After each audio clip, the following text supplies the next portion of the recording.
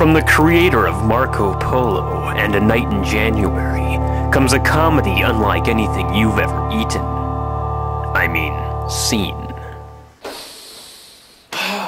Smells to me like somebody's been doing some belching in here.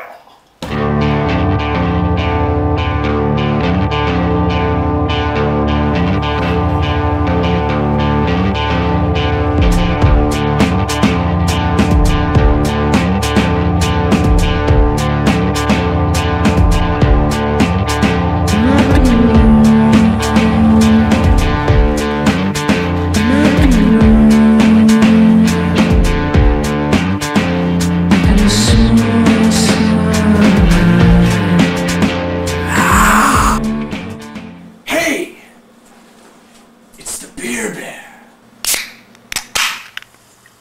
Yes. Let us pray.